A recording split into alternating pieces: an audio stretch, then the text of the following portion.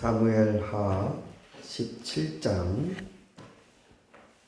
5절에서 14절 말씀까지 함께 한 절씩 나누겠습니다.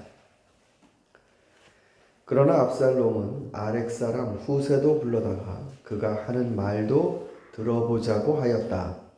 후세가 압살롬에게 오니 압살롬은 그에게 아히도벨이 한 말을 일러주소서. 그 말대로 해야 할지 말아야 할지를 묻고 또 다른 의견이 있으면 말하라고 하였다. 후세는 압살롬에게 아히도벨이 베푼 모략이 좋지 않다고 말하고 그 말을 설명하였다. 임금님의 부친과 그 신하들은 임금님께서 사랑하신 바와 같이 용사들인데다가 지금은 새끼를 빼앗긴 들녘의 똥처럼 우습게 화가 있습니다. 더구나 임금님의 부친은 노련한 군인이어서 아멘 백성들과 함께 잠잠하지 않습니다.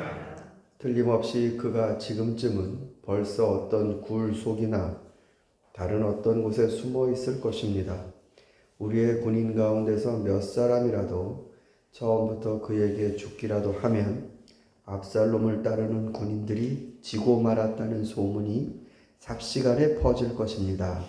그러면 사처럼 담력이 센 용사로 당당하게 당할 것입니다.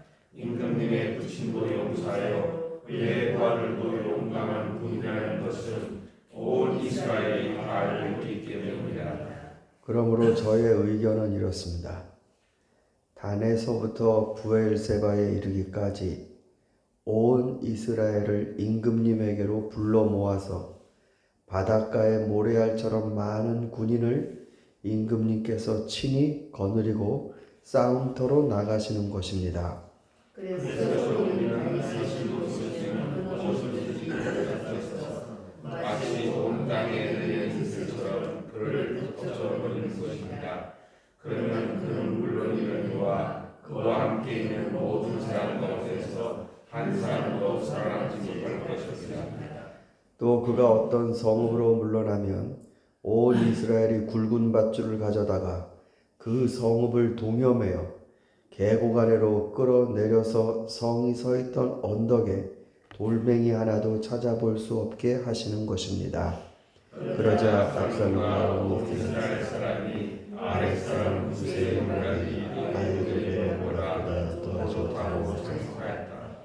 주님께서 이미 압살롬이 재앙을 당하게 하시려고 아히도벨의 좋은 모략을 가져주시기 때문이다. 압살롬은 아히도벨의 책략을 들은 다음에 그 다음 후세의 생각을 묻습니다. 이건 정말 천만다행스러운 일이죠. 압살롬이 아히도벨의 모략을 물어봤던 이유는 아마도 추측컨대 그 전에 아히도벨은 다윗의 책사였습니다. 그리고 아히도벨에 대한 묘사가 나중에 사무엘하 후반부에도 나오는데 밧세바의 아버지 엘리암의 아버지, 그러니까 밧세바의 할아버지가 이 아히도벨이기도 하고 아히도벨과 다윗은 굉장히 가까운 사이였다. 그래서 혹자는 시편 41편처럼 다윗이 나와 같이 한 상을 먹던 내 친구들이 나를 배반하였습니다 라고 짓는 그 절규하는 시의 주인공이 아히도벨이 아니겠느냐 이렇게 얘기하기도 합니다. 그런데 압살롬 입장에서는 아히도벨 얘기만 듣는 게 믿었지 않았던 것 같습니다. 그래서 후세에게도 묻는다는 것이 그만 그게 좌충수가 되었습니다. 압살롬 입장에선 지금 두 가지 의견이 있는 겁니다. 당장 올라가서 12,000명만 있으면 충분한 정도로 이 허약하기 짝이 없는 다윗을 끝장냅시다. 또 하나는 단에서 부엘세바까지, 이게 무슨 표현이냐면 하나님께서 이스라엘 백성을 지파 분배를 했는데 맨 남쪽이 브엘사바고요. 맨 위쪽이 단입니다. 이게 이스라엘 온 전체를 말하는 겁니다. 이 표현이. 그러니까 전부 다 모아야 합니다. 그리고 왕이 직접 출정해야 됩니다. 다윗과 다윗의 부하들이 보통 사람들이 아닙니다. 그들은 사자고 용사입니다. 괜히 12,000명 데리고 올라가고 조금이라도 전쟁에서 패하면 이스라엘 안에서는 삽시간에 전의를 상실하고 사람들이 임금님으로부터 떠나갈 겁니다. 그러니까 이 말이 좋게 들렸다 그랬습니다. 여러분 생각은 어떠십니까? 아이도벨이 맞습니까? 후세가 맞습니까? 12,000명 가지고 충분히 할 수 있는 걸 후세는 이스라엘 전체를 이슬처럼 내리게 하자. 모래처럼 모아서 이슬처럼 내리게 하자. 아마도 후세가 이런 아이디어를 낸 거는 아이도벨의 모략을 멈추게 하려는 뜻과 또 하나는 시간을 벌게 하려고 하는 일이 있습니다. 그러니까 지금 다윗이 더 멀리 도망가야 하는데 아이도벨의 계획은 지금 당장입니다. 그러면 추격되어서 다윗이 큰 고난을 낭패를 겪을 걸 염려를 해서 전 병력을 모아야 합니다. 시간을 버는 거죠. 그리고 나서 다윗이 무사히 요단강 건너편으로 도주하도록 이런 의도가 있었을 것입니다. 그러나 제 생각은요. 압살롬 입장에서 아이도벨을 택할 것인가 후세를 택할 것인가 이게 어느 쪽이 맞는가? 뭐가 더 정말로 다윗의 형편을 직관하는 해안을 가진 이 책략인가? 고민이 많이 됐겠지만 다윗을 기억하면 다윗은 이런 식으로 일했었습니다. 예를 들어서 여러분 다윗이 사울을 피하여 광야를 전전긍긍할 때 그윌라 주민이 그 와중에도 블레셋에게 핍박을 받는다는 걸 알고 그걸 도와줍니다. 그러니까 도망하는 중에도 이스라엘 백성을 도와줘요. 그런데 그윌라 주민이 다윗을 도와주는 어느 누구도 이스라엘 안에서는 아주 씨를 말릴 것이라는 사울의 이 공포를 알기 때문에 수상해요. 이 사람들이 오히려 다윗을 넘겨주려고. 그때 다윗이 아주 고민이 많았습니다. 아니 우리가 이렇게까지 도와줬는데 이 사람들이 날 정말 넘겨줄까? 사울이 나를 여기까지 추격할까? 그때 다윗은 아비아달에게 에봇을 가져오라고 말한 다음에 하나님의 뜻을 물었습니다. 주님, 어떻게 해야 됩니까? 뭐가 맞는 것입니까?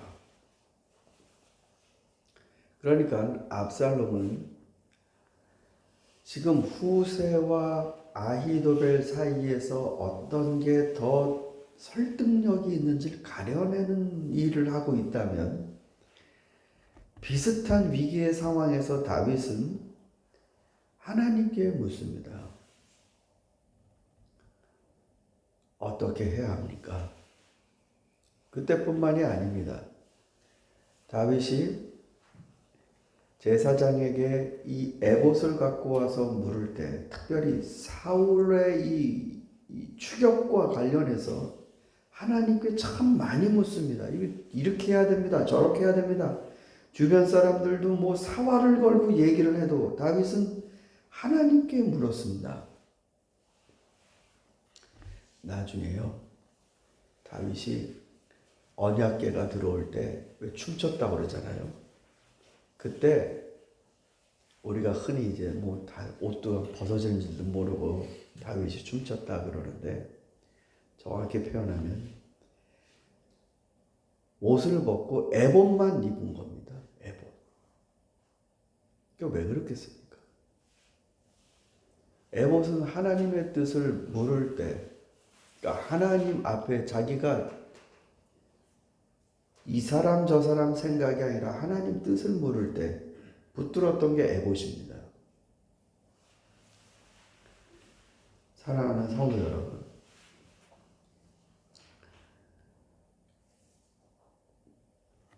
하나님이 어느 쪽에 계시냐, 하나님은 어느 편에 계시냐가 중요하지, 아이디어 자체가 우리 생각할 때 이게 더 설득력이 있다, 이게 더 설득력이 있다 라는 게 별로 그렇게 중요한 일이 아닙니다.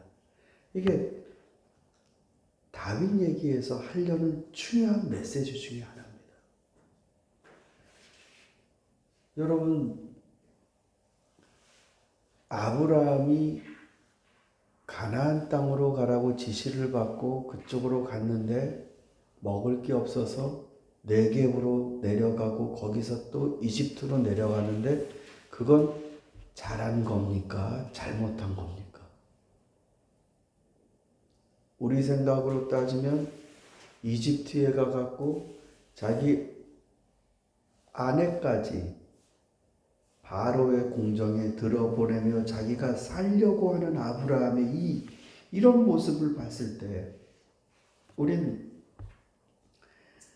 아무리 그래도 거긴 가지 말았어야지 이렇게 얘기하잖아요.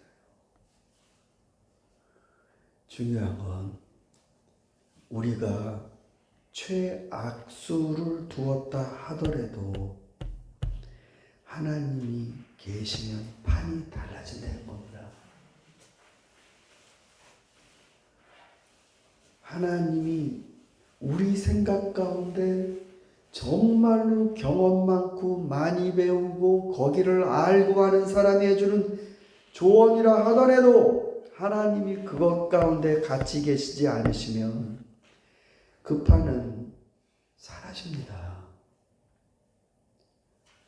하나님의 계획만 남습니다. 여러분, 되돌아보면 여러분이 세우신 계획 가운데 안 되신 것들, 여러분이 너무나 많이 정성을 들였음에도 불구하고 그만큼 여러분에게 대가가 주어지지 않은 일들 많이 있으실 겁니다. 그건 누군가가 잘못 선택했기 때문에 아닙니다. 하나님이 계시면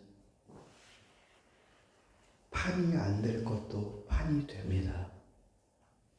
중요한 건 하나님이 함께 하시냐 마냐의 문제지 우리들이 확률이 높은 선택을 가지고 하나님이 그걸 도와주시기를 바라는 식으로 가는 게 아니라는 뜻입니다. 그러니 사람을 탓할 게 아니라 하나님께 은혜를 구해야 되는 게 훨씬 더 지혜로운 겁니다. 당신 그때 이렇게 하지 말았어야 되는데. 아니, 그러면 들판으로 선택을 한 사람 중에 자기 뜻대로 사는 사람이 과연 몇 명이나 있습니까? 하나님이 우리들의 인생 가운데 하나님의 뜻을 진행시켜 가시는 것이지. 그러며 우리를 거기에서 하나님의 능력을 보여주시며 믿게 하시는 것이지. 내가 생각 잘해서 요리조리 길 찾아 잘 갔다? 아니 그랬으면 예수님이 오실 필요가 없지요. 나는 길이요 진리요 생명이니 나를 따라라 그러셨는데 우리는 길을 못 찾는 사람들입니다. 그래서 그리스도를 따라오라고 주님이 독생자를 보내주셨다는 얘기인데 그러니 누가 잘못해서 요렇게 고생한다. 이 얘기가 아닙니다. 사랑하는 성도 여러분, 여러분이 하나님의 뜻 가운데 있는지를 집요하게 기도하십시오. 여러분이 선택한 것 최고의 선택이라고 믿으라는 말씀이 아니라 하나님 함께 계시면 정말 아주 아름다운 말씀이 있잖아요. 네? 저를 따라서 한번 해보십시오. 모든 것이 협력하여 선을 이루느니라. 하나님 함께 하시면 별의별 것들이 다 조합하여 선이 됩니다. 저와 여러분의 역사가 사람의 지혜 중에 올바른 걸 선택해서 내가 이렇게 됐다라는 이 교만한 말이 아니라 하나님이 인도해 가신 삶의 발걸음들의 여정이 되는 축복이 있기를 소망합니다. 우리 같이 기도하겠습니다.